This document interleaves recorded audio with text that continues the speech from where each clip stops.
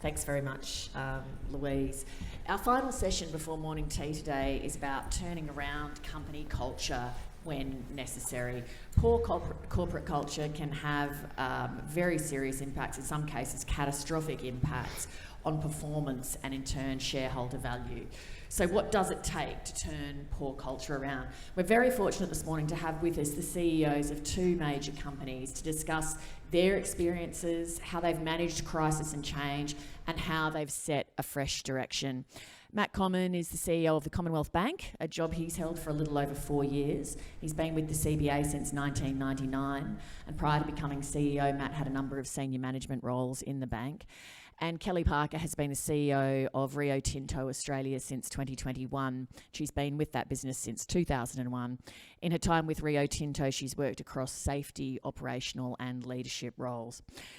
Just a reminder as well that you can find full biographies for all our participants in the conference program. As you'd imagine, most of them have very extensive experience, and so it's far too long to run through in detail on the stage.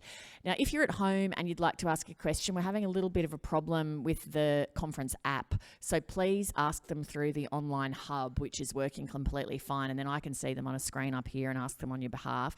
If you're in the room, we've allocated about 20 minutes at the end of my question and answer with Matt and Kelly to take questions from the floor, so just take a note as with the previous session and we'll try and zip around and hear from as many of you as we can. So can you please welcome both Kelly and Matt.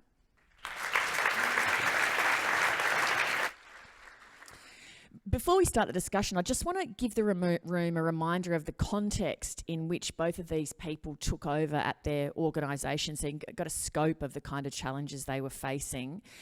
The Commonwealth Bank was under investigation for money laundering. The bank was the subject of an investigation by the regulator APRA. There'd been the Banking Royal Commission, which had uncovered a number of very serious issues, which I'm sure I don't need to remind people of. And Rio Tinto had blown up 2 caves of deep Indigenous cultural significance in the Pilbara, which shredded the company's reputation, not just in Australia, but internationally, and led to major management departures. And plus, the mining sector as a whole has faced disturbing questions and revelations about severe and endemic sexual harassment. Something I've noticed in my career in journalism is when there's a cultural issue or a high-profile crisis in a company, the tendency can be to pull up shutters and not want to talk about it. And so people watching today might think, wow, it's amazing that people of the standing of Matt Comyn and Kelly Parker are open to discussing things like this in a forum like this. So firstly, let me ask you both, how important do you think it is to own corporate mistakes, and how much is public acknowledgement and clear accountability then a part of starting the process of cultural change? Kelly? Yeah, thanks, Lee. One of the things that I've learnt throughout my whole career, and certainly taking over this role, which was I was appointed after the Dukin tragic events, was that we needed to deeply listen to society. We needed to take on board what society was saying to us, and to be able to do that, we needed to be more transparent. So owning where we're at, owning our mistakes, saying this is what we're doing, actually helps to build trust with the people that want us to improve. And quite a lot of the work that I did in the first 12 months of my role was listening to our most fierce critics, and really difficult conversations. I went back with lots of feedback back into the business. I came back to our fierce critics and said, this is where we're heading. Are we on the right path? And overwhelmingly in every conversation is that people wanted Rio Tinto to be better. And they wanted to know that their feedback was going back into the organisation, we were taking it on board and we were becoming better. So transparency for me really builds trust. So owning your mistakes, knowing where you're at is really important, and it was part of the driving force of why we released the Everyday Respect report in full, and we're talking to people about where we're at. Matt? Yeah, no, thanks, Lee, and good morning, everyone, and thank you for the opportunity to come along this morning. Look, I mean, I guess I'll make a couple of points, and as you mentioned, and I'm happy to go into as much or as little detail as people would like. It was a really difficult time. Transparency has been an incredibly important part of getting to the root of some of the issues that we had. And to me, I mean, to be entirely candid, some of that was forced upon us as well with, an extremely well-written, harsh diagnosis by the Prudential Inquiry and the panel that was set up. We've had an independent expert. We've had lots of opportunities to be really transparent along the way, and I think we're a much better organisation and institution for it. So, maybe I'm happy to sort of come back to that. I think, also internally and externally, the role of the leader is to really get close to understand exactly what's going on, and a little bit to what Kelly mentioned. Some of the really important times, I think, was spending time with the team. In the Commonwealth Bank, we have more than 40,000 people. People come to work to be part of something that's important. They're there to do a good job. It's extremely hurtful and humiliating when they see, examples of the organisation, failing to live up to expectations. And that was, obviously during the course of 2018, but before that as well. And so a lot of time spent in teams with customers, some really challenging sessions, bringing those in to be, quite confronting with senior leaders, going out into all the different areas of the organisation, being very visible, really listening and hearing. And I think being able to share back some of the stories. I mean, I can remember, at that time talking to, branch managers in Adelaide who were saying, I'm embarrassed to walk down the street with my Commonwealth Bank uniform and badge on. I can remember being stopped in the street along Elizabeth Street, and not in an aggressive way, but just really like, I've banked with the Commonwealth Bank. I was there since the dawn. What the hell is going on? Slightly more colourful language than that. Those sorts of things that are very confronting, and there's lots of different ways that you can really use those to catalyse change. And from my perspective, and I think from the organisation's perspective, there's a deep sense of being alert to any changes. We've made a lot of progress. Hopefully we can talk a little bit about that. And fortunately, at least at the moment, I'm much more likely to get, especially this time of year, stopped on the street with a hi, looking forward to your full year results. Hope my dividend's looking okay. Which obviously I give a polite answer, but at the time it was very, very different. I remember us talking around that time, Matt, and talking a bit about there's certain companies in Australia that have a unique position in Australian life, and so people both who work there and who are clients feel a certain relationship and ownership of it, which is why you get stopped in the street. Commonwealth Bank, ABC, Qantas, Australia Post, and so on. And as you point out, employees can be very proud when they work for those kind of organisations. How do you openly say to your team, we've got a poor corporate culture that needs to change, without further undermining staff morale and making people feel even worse about where they work? Yeah, look, I mean, it's obviously a really fine balance, Lee, and I think, you mentioned when I started the organisation, I've now spent almost half my life at the Commonwealth Bank. So, it's been a hugely important part of my life. With that comes an enormous amount of, I think, commitment and, from my perspective, dedication to making sure that we get to the heart of it. I mean, I remember in particular, there's probably a few moments, but one, when the Prudential Inquiry report landed, and I'm sure many people in this room have read the report. I've spoken to many, boards and management teams about the report and in their own context. I mean, we made a deliberate choice at the time to accept all of the findings, all of the recommendations, and it was an extremely well written report, and it's turned out to be an enormously useful process. So I think it's very hard to be as excoriating on yourself. But we made a decision at the time, we'll accept everything. And part of the way we communicated and I communicated was, well, I've been in the organisation a long time. And so, this report is about me, it's about you, it's about all of us. You create then the sort of the platform and the space that everyone needs to accept that. And so, we're faced with choices, and clearly one of those choices is, what are we going to do to change? And that set off, I guess a dialogue, but, people to varying levels in the organisation wrote to me, spent time on the phone. We brought people together, hundreds of our leaders, together, particularly sort of during 2018, 19. There were a number of things that we were doing at the time, everything from, values to purpose to looking at a whole range of different practices, processes inside the organisation, all the things that I think guide people, the way people behave and the way they make decisions, particularly at difficult times. And so, it was hard getting that balance right. It definitely was painful. But then, I think you galvanise action. With that comes a lot of commitment inside the organisation. Look, fortunately, since then, we've had some opportunities to really, harness and restore pride, which is, back to sort of record levels in the context of CBA, which has been enormously rewarding. But I think any senior leader should always, with humility, recognise that the context is always fragile, and you can do enormous reputational damage to yourself very quickly. And so it's all about never resting on our laurels. Kelly, what about at Rio? How did you manage that thing of publicly admitting change was required but not do further damage to staff morale, which must have been, I assume, really bad? So after the actions that we took at Dukin and tragically destroyed 2 rock shelters, where it was very public what we had done, and there was a lot of media about what our executives were making decisions on.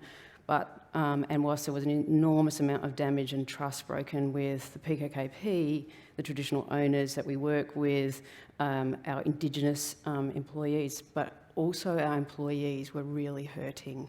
Many of our employees come and work for Rio Tinto because of what we had stood for, because of the strong stance that Leon Davis took so long ago about saying, we're going to work with Indigenous people and we're going to be hosted on their land. And so many, many people had done such good work, and actually external people had been helping us do that. So we had really damaged our employees' trust as well. So actually they were desperately looking for hope, because they weren't proud. They didn't want to wear their uniforms. They didn't want to go to the family barbecues. They didn't want to say who they worked for. We had people that just wanted to leave. They didn't want to be part of working for Rio Tinto anymore. So really admitting where we were at, how did we get there, what have we got to do to fix the trust, and at all levels of the business. And we have regular calls with our employees, global communication, where it's real question and answer about how are we fixing trust and what does this mean, and what are we really listening to, and what are our external stakeholders actually saying about us, and what are we sharing, and how are we learning, because we have to deeply learn from quite a pivotal moment of actions that we took. Matt, you alluded to this, which is that you've both worked at your respective companies for a really big chunk of your professional life. What are the challenges of identifying cultural issues and changing them when you yourself have been part of that culture for so long, Kelly? Yeah, so when the rock shelters were blown up, I was working on the east coast of Australia. I was running the aluminium business in the Pacific, but have worked in the Pilbara for 17 years, and but prior to that actually grew up in the Pilbara, so just knew how ancient the land is and how important it is that you're actually hosted on that land. So initially I was so confused. I thought, this has got to be wrong, but then when I realised it was right, I was just devastated. It was horrific what we had done, and coming to terms with what has eroded in our business to allow that to happen, because we have multiple layers of control with risk.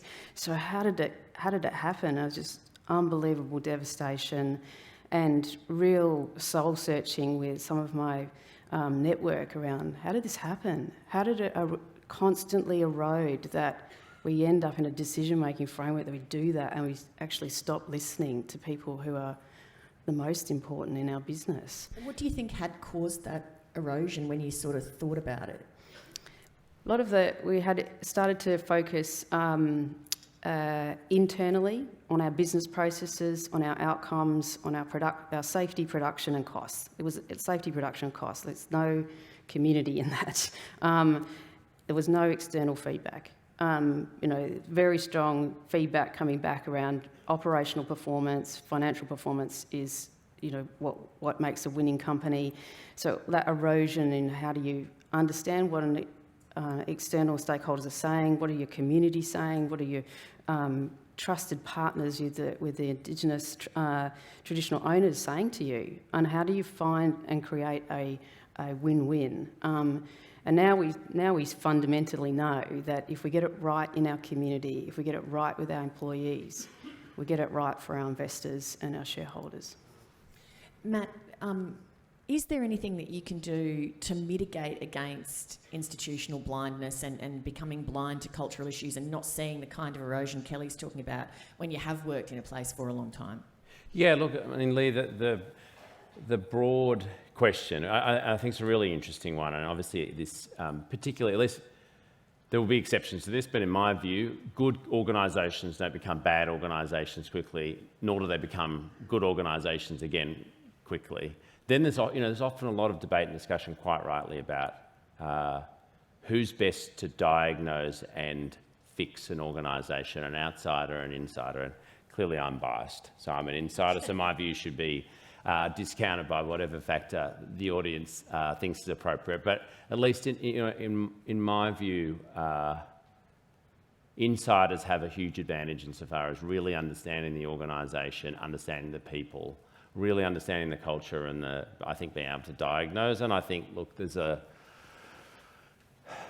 enormous amount of connection that you feel with an organisation when you've worked there a long time. I guess in our example, and again, I think the Prudential Inquiry picked this up very well in the diagnosis. There's lots of different factors, as there always is. Culture and change is always complex. At the heart of some of it would be we had been successful. Some of that success led to complacency over time. Some of it led to false beliefs about why we were successful. Some inherent sort of beliefs around our conservatism in areas of risk management, which we were good at managing non-financial risk. We were very weak at managing non-financial risk. We didn't have the capability. There was, some naivety, I think just ignorance. We had become arrogant, particularly dealing with some stakeholders, and that was very clear. And that sort of deterioration goes, it happens over a period of time. So obviously there's a lot of things that we needed to change. I mean, I guess specifically to your question, I think part of it, and we'd become insular as part of that as well. And so we stopped really looking for outside voices. We rationalised a lot of things to ourselves. And I have found the process over the last 4 years, in the back of the Prudential Inquiry, there's 176 milestones that we've completed in responding to each of those recommendations. We have, we've had an external independent expert that's overseen all of those. They attend leadership meetings, leadership offsites. They've come to we've had sort of open access. And clearly that program of work has recently come to an end. I think you have to keep testing and challenging. I think it comes from a chronic unease that things are okay and they will be persistently. I think that's the only real way to keep getting lots of different inputs that always challenge the beliefs and assumptions that you're making, particularly when things are going well. And so, I think for me, for the board, we talk about this a lot. How do we continue that same level of, scrutiny and challenge and pushing ourselves and not sort of accept beliefs that, or strengths, which over time then become weaknesses inside organisations. And so, that's absolutely at the top of, or certainly towards the top of our agenda going forward. You both came in because, your stakeholders, the public, your boards, everyone felt like, okay, we have to have some change here. What was your mandate at the time from your respective boards, and then how is that shaping your approach as CEO, Kelly? So this role that I'm in was appointed after my boss was appointed as the new CEO of Rio Tinto, and it was because the board and the new CEO understood that Australia is so important to Rio Tinto, and we needed to make sure that we were listening at all levels in Australia around what was happening, not just at our operation, but particularly on the east coast of Australia. So the mandate for me was very much you have to be externally focusing, understanding what's happening in Australia, and bring that back into the executive committee and the board to ensure that we absolutely are respecting Australia in all of the decisions and how we take the business forward. And I have established an Australian advisory group which actually helps me learn much more about how we can be a better corporate citizen in Australia and contribute to Australia, not just by employment and taxes and our big decarbonisation program, but how do we actually participate in Australia and what's the best thing for us to do, not just employment. Matt, how about you? What mandate did the board give you, and how does that shape your approach? Yeah, look, Leah, I mean, at least in my case, and you mentioned, I mean, we'd had issues for some time, particularly in wealth and financial advice. The big problem or big inflection point was 3rd of August 2017 around AML, financial crime. I was appointed on the 29th of January 2018. When you're going through a CEO selection process, a big part of what you're talking to the board about is, here's what I think we need to do. At least in my case, I've only been through one, but that was sort of the way I approached it as well. Here's the diagnosis. Here's what I think our strengths are. Here are the areas that I think we really need to fix. Here's what I think we should do. Here's how I think we should work together, as in CEO, board, management team. Here are the priorities, and we spent a lot of time on that just during the process, and then so the mandate was very clear through that. And then obviously we had to confront a number of things during 2018. Obviously, multiple rounds of the Royal Commission. We managed to settle and close the matter with Austrac in May. The Prudential Inquiry report came out in early May. So there was a regular sort of set of activities. I felt extremely well supported by the board. I've had the opportunity to work with exceptionally motivated group of people led by the chairman, who unfortunately will be farewelling after our full year results. We've had a relationship that's been forged in very challenging times, and I think it feels like we made a number of leadership changes, sort of half a dozen over the course of those first few months, and I think we're just trying to persistently execute against the mandate and the things that we needed to do, and piece by piece by piece, just working quite meticulously through that, but also regularly with the board reviewing how we're going, where are things up to, and there were some challenging moments over, particularly I'd say the first 12 or 18 months, and we started to get some momentum, and we were coming out of that. But there were some hard times as director on as you said, a major financial institution. Everyone, quite rightly, has an opinion about the Commonwealth Bank. It comes with enormous responsibility and obligations, but it's also enormously rewarding if you can get it right. Kelly, what do you think should drive a company's strategy? Rules and regulations and the need for compliance, so a top-down kind of approach, or a bottom-up, values-driven approach? Absolutely, the values. We followed a very similar path that what Matt has just described, where we spent time actually understanding what's the purpose of our business, what are the values that we want, and how do we want people to behave. And we refreshed our values, now care, curiosity and courage, because we wanted people to truly care about each other, care about the communities, care about the environment, care about the planet. We wanted people to be curious, to explore and to learn, but also to find out more about the environment that they work in, and also then to have the courage. But not only the courage to try new things, but often the courage to do the right thing, because it's not good just to be right. You've got to do the right thing. So how we then are teaching and building leadership capability comes from those values. Those values anchor into our strategy, into our big decarbonisation program that's built with some pillars around what we want to be a best operator, impeccable ESG and excel in development, but right underpinning that is maintaining is our social licence, which is, really comes from how we behave. So, care, curiosity, courage. It's a very simple message. It's easy to remember for your staff, for people outside and so on. Did Rio have a value statement like that before this happened? Yep, we had 5 values, and often people could only remember 4. So that was a telling data point for us as well.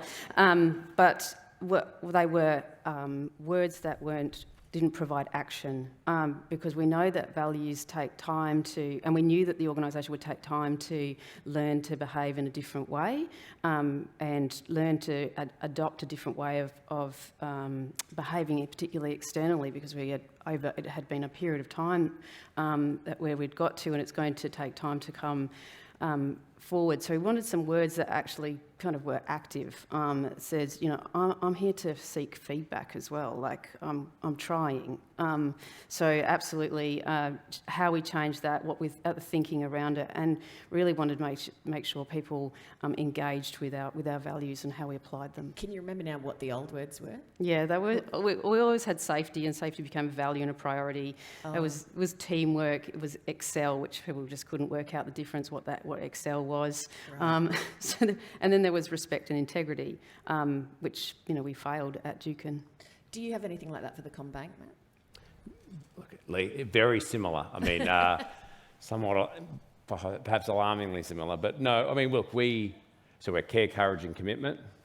We used to be integrity, collaboration, excellence, accountability, service. And so people ask me all the time, like, what are the big things that you've done? And I'm a huge believer in this. There are some big things that we did, but it's the things that we do every day. So absolutely, we first simplified, then we changed the organisation's purpose, and we tried to do things in a sequential process. We completely overhauled the values and went through a big process internally around that. We are working a lot at the moment on leadership principles. And so all of those, I guess, the core messages and expectations that can help drive and inform behaviour. Then I would say, obviously, tone starts from the top, really important in terms of the way that you set the tone, where we spend our time as a board and as an executive team, appointments, the people that leave the organisation. I also feel in my role, I can make a difference working on the big things. I think you can also move the organisation culturally on the little things that you can do in every day. And it might only be the one person that you're actually interacting with, but I think in all senior leadership roles, there's always big ripple effects, and you never underestimate the cascading messages of the little interventions. And so we were always trying to get this balance right between, there was some big things we had to really overhaul, and all of our governance structures, policies, processes around that, the big messages that people can see inside the organisation that we attract people to, that we performance manage against, changes to compensation, a whole range of those practices and wiring. And then I think there's lots of interventions and points that you're trying to focus on inside the organisation. And then, always then trying, the most important opportunities is where you get to actually demonstrate through action. Because, there's lots of communication, super important, and being able to make it clear and compelling, but also what people really remember are the times when you actually showed up and demonstrated that. They remember the stories much more than the words or the descriptions and their interactions. And, obviously there's a role for, when we talk about our leaders, it's just our broad leaders, probably just 2,000, bringing them together and getting real clarity and alignment, and then it's just repetition inside big organisations. As CEO, how do you approach an issue when it's a sector-wide problem, but for whatever reason, rightly or wrongly, your company becomes the pin-up for it? We're seeing it play out at the moment, for example, with Qantas, where, all airlines and airports are having problems. Qantas is certainly having problems, but most of the focus is landing on where Qantas is at. How do you kind of handle that situation, Matt? Look, part of it is an expectation that that's exactly what's going to happen. You take the good. We're the largest financial institution. We have, I think, the strongest and most well-known brand. There's huge benefits that accrue from that. You have to also reasonably expect whether people think it. You're held to a different standard at times, and I think that's fine. As long as you understand that that's what's going to happen. And so we sort of start from a position of, and this is one of the areas that we probably didn't get right in the past. It's, well, blah blah is doing this or that, or we're no different to. It's sort of that doesn't really matter. That's sort of interesting, but we have to be really clear about what are we going to do and what are the expectations for us. And then, look, it depends on the situation. I certainly, I'm not trying to draw any parallels with Qantas. You go through some difficult operational issues, and I think you've just got to own it and be clear about the steps that you're taking to manage and fix the situation at the root cause of it as quickly as possible. Kelly? Yeah, certainly our experience with releasing the Everyday Respect report and saying, this is what is happening in our organisation and owning that, being transparent. Much of the feedback came back was, well, this is industry-wide, this is everywhere, this is what's happening here, this is what's going on in Australia or South Africa. We're like, well, but this is our workplace. This is our data. We got over 10,000 responses to the listening sessions and the survey. This is what our people are saying about our workplace, about our leaders. We've got to own this. We can't say that it's because it's everywhere. We're just, we've got to, spread across. This is ours, and we've got to fix our issues. All right, let me see if anyone in the room would like to ask some questions. I can see one person down the back already.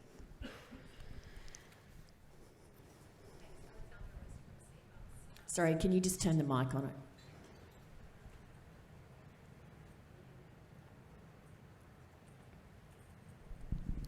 I think that's on. Sounds like it's on now. Can you hear me? Yep. Great. Thanks. Alexandra West from CBOS. Thank you, I think, as Lee said, for speaking publicly on these issues. Kelly, I'd like to follow up that last statement of yours. I'm particularly interested in where you each set the bar for culture, acknowledging within your organisations, acknowledging that you operate within a society where the standards are not necessarily ideal. And particularly, Kelly, I'm interested in what your aspiration point is for the safety of women within Rio, acknowledging that we do operate in a broader society in which the safety of girls and women, sexual harassment, assault, violence against women, etc., is endemic. And so I'm wondering what you see as your role within broader society and what you set as your aspiration point, acknowledging the complexity of the broader context. Yeah, so it's a great question because it's something that we've been talking about internally, and as we released the report on Everyday Respect, we said, this is what we own. This is what's happening in our organisation, and a lot of us on the executive committee, all of us reflected and said, what's our contribution? I've been in the organisation for over 20 years, what is my contribution? Did I walk past things? Did I just not acknowledge things? Did I not pull things up? Did I create an environment that became unsafe? What was my role? And can I be the leader that takes this forward? So all of us and the executive committee did that with the board before we released the report, and to ensure that we could really deeply learn from what we needed to change in our culture. And our culture, it's a journey, and you need feedback all the time. When it particularly comes to women, we've in the 26 recommendations in that report, we've signed up to say that we're doing all of them. We have grouped them into three kind of really big areas of focus for our people, which is around leadership capability, getting our facilities right, and then our people response, and how do we look after people in that when they report something or something happens to them. In our reporting mechanism, we have a 95% improvement in reporting or additional reporting, which means that we know that people are starting to trust our reporting mechanism, and we have a 40% reduction in people being anonymous when they report. So they're putting their names to what's going on because they're seeing the change in the leadership capability of how we're responding and how we respond with care and what happens. Now, we know we still have incidents that are going on. We still have really awful, awful incidents that are occurring, but how we're responding to that is encouraging people to come out with even more. So how we build that leadership capability is huge. We also know that in building that leadership capability, that we have to deal with the mechanisms of disrespect and why does that happen and what does that really mean? And the leadership work that's happening with men is around what can I do? How can I be that bystander? How can I be the upstander? And when you start teaching that, that just doesn't happen at work. People take that into their lives. But you know, we'll work on our workplace and hope that builds into our communities. What Kelly said about asking the question about what was my role in this and can I be the leader who takes this forward relates a bit to one of the online questions that's coming, which I'll get you to address, Matt. How do you go about changing culture with the same management who were promoted because they exhibited characteristics of the legacy culture? Do you tell them those characteristics are no longer acceptable? Can they change? And if not? Yeah, look, I think, at least in my experience, we made a number of changes. Some of that was related specifically to elements of, I guess, the tone that we were trying to set. Some of it's been in capability. I think absolutely, it depends a little bit, obviously, on what the shortcomings are. There's some things that are completely sort of unacceptable, aren't going to be turned around easily. And then I think the role of a leader in any team is then setting the tone and the set of expectations and the way that people are going to work together. We had a culture that was too collegiate, too collaborative, could avoid taking some of the harder decisions. So we made a number of different changes. I'd say it's only one executive on the leadership team that was there when I came into the role now, but there's a whole range of different factors, and I think, like I said, it's never sort of good or bad. It's never simple. There's lots of different aspects to it, and I think in a culture, relating back to the point that Kelly made, I think there's some elements of it that you want to keep pushing, keep raising the bar. I mean, you're always going to be trying to make a more diverse, inclusive, respectful workplace. And that's sort of like a one-way direction. In other parts of your culture, you also need to be conscious of, the pendulum can swing quite far the other way. And one person's rigour and process, and we're a highly regulated institution, we need to have a lot of process, as another person's bureaucracy. And things can then get sort of slowed down. People can be more focused on process, whereas you've got to keep them guided on outcomes. And so, we're constantly trying to calibrate. And even, I had a catch up yesterday with the incoming chair, who I think is going to be excellent. One of the big things that we were talking about, starting at his first board meeting we'll be chairing, is like, what's the tone? What are all the little things what's the forward agenda? How are we going to change that? Where are we going to have the December board meeting? What message will that send? We're going to go to a regional area. I think that's really good. And it's all of those little things that you're trying to constantly calibrate, adjust, to push the organisation. Obviously the individuals, a big part of that, but people come to work to no one, I think almost no one comes to work thinking I want to do a bad job, I want to do the wrong thing. But it's that series of values, I think, expectations, practices that actually start to inform people kind of unofficially about the way things get done in hard moments. They're the things that you need to unwind. And people are very receptive. People want to be proud of the organisation, and life's way too short to go and work somewhere that you're not proud of, you don't have big goals, and you're not passionate about achieving something. We're lucky we serve customers, millions of customers, and can make a hugely positive impact on the country and people's lives when we get it right. Anyone on the floor who would like to ask? How about we go over here? Thanks. Thanks for that. Lou Caparelli from UniSuper. Given that a little bit of time has passed since the events at both your companies, I'm just curious if you can look back and reflect on what are the 2 or 3 new processes, initiatives that you've introduced that you think have had the biggest impact? Kelly, do you want to kick off? Yeah, so I think the first one is we changed our values and we underpinned our strategy by our social licence to operate, and that is really understanding what our external stakeholders are saying. So how much feedback we get from our external stakeholders is significantly different to what it was in the past. Who we talk to and who we listen to is fundamentally changed. In Australia, we've introduced the Australian Advisory Group, which gives advice to myself to go to our executive committee, but has a dotted line into our sustainability committee. And so how we really understand the issues on the ground, how do we listen and how do we behave is fundamental into what do we learn in Australia, how do we take that overseas, how do we take that into Mongolia, how do we take that into the US, how do we solve some of the issues in Canada. So how we're really listening and what does the external stakeholders say to us is incredibly important. It's really, really underpinning.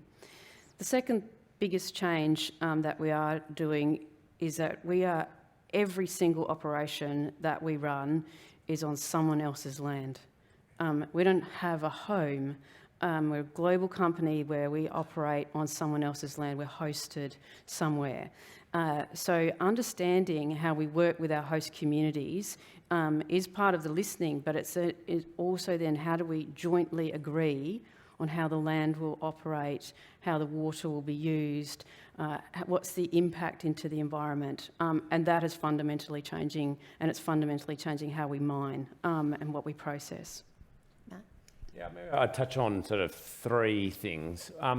First and foremost, I think the role of a leader, and as the premise, I guess, of your question is now that time's passed, is you have to keep making sure that people reflect and think about the past and the lessons that were learned. Like I have the Prudential Inquiry report on my bookshelf. I've got my Royal Commission witness statement. I spent 8.5 hours in the witness box of the Royal Commission. I remember.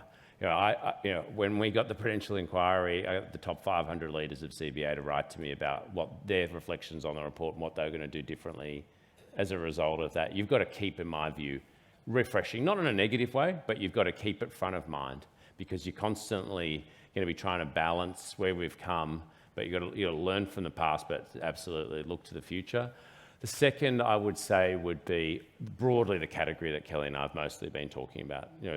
Values, purpose, expectations, being really clear, and there's lots of different ways. I think that gets reinforced inside the organisation every day. And then I'd say thirdly, at least for us, we manage non-financial risk poorly, certainly relative to what we should have been doing as CBA. So we've spent an enormous amount of time from both capability, governance, the infrastructure that reports, so the way we think and the sophistication relative to where that's been enormously powerful in reasserting and really understanding the outcomes that we're delivering for our customers and risks that we just didn't think about particularly sophisticated or in a sufficient way previously has been overhauled, end to end. Question from the floor. How about over here?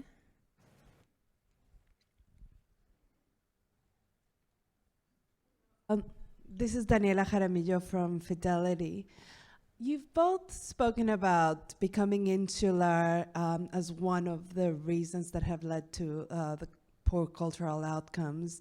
And Kelly, you particularly have focused on that feedback loops, listening to external stakeholders. So here we have a lot of investors which are part of those stakeholders, and we regularly talk to directors on an annual basis regularly, and then when there's issues, we might have some proactive engagement. But do you think that those feedback loops with investors at management level are working?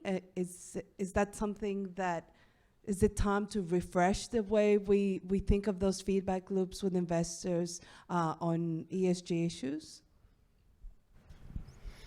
So having released our results yesterday, we've got plenty of feedback today that not everyone's happy.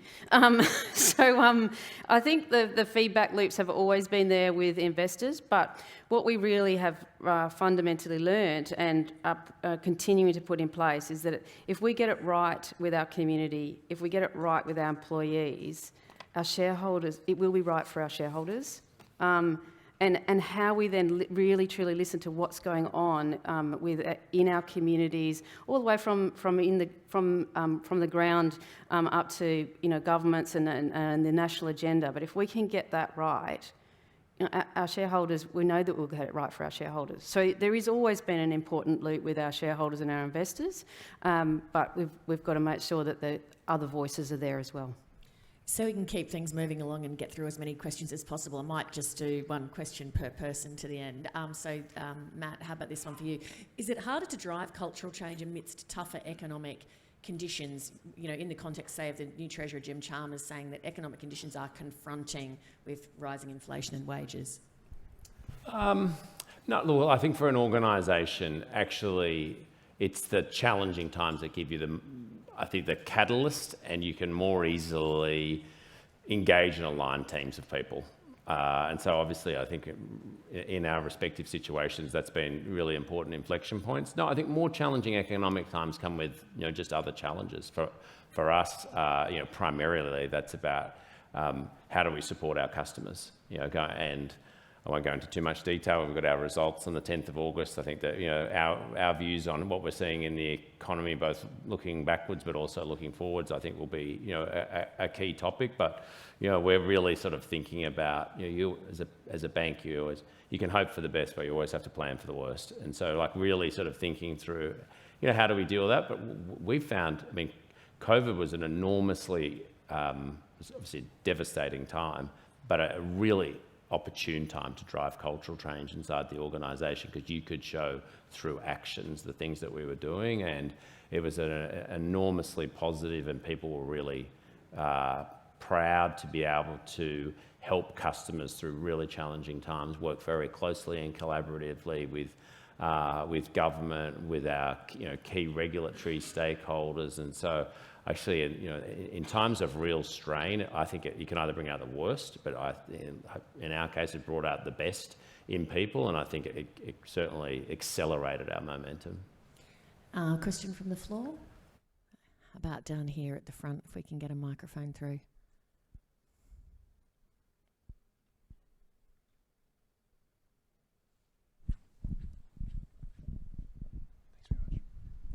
Hi, Jason Reed from Qantas Super. I'm just interested in how you think about incentives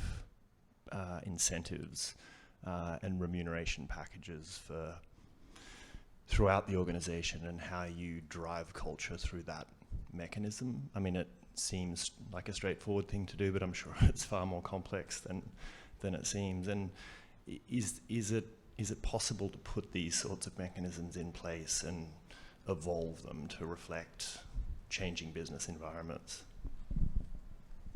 Who would like to take that one? Incentives have a very important role, and poorly designed incentives certainly can contribute to bad outcomes and at times bad behaviour, and there's lots of different examples of that.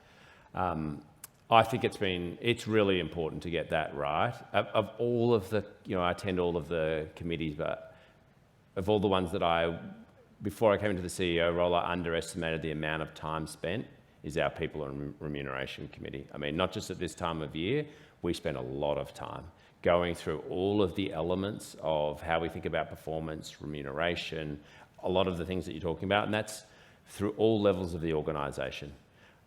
Specialist roles, everything from, home lenders through to, general leaders, and then into senior executives. And then, APRA released regulatory guidance around that. And it's fair to say that, not all shareholders agree with some of that. There's less remuneration at risk. There's very long deferral periods. I think most people like that. But I'm not sure. There's always positives and some elements that, perhaps are undesirable. I don't think there's any such thing as the perfect remuneration We made some significant changes a couple of years ago. We're looking at different levels of the organisation. For us, we continue to tune. It is much. It's really complex, and lots of times I've thought, gosh, there's got to be a much simpler way to think about this. If there is, I can't find it. We're out of time, unfortunately. Thank you both very much for coming and speaking so frankly. Let's take a break now for morning tea, courtesy of the conference sponsor MSCI. We'll see you back here at 11:35, and please thank Matt Common and Kelly Parker.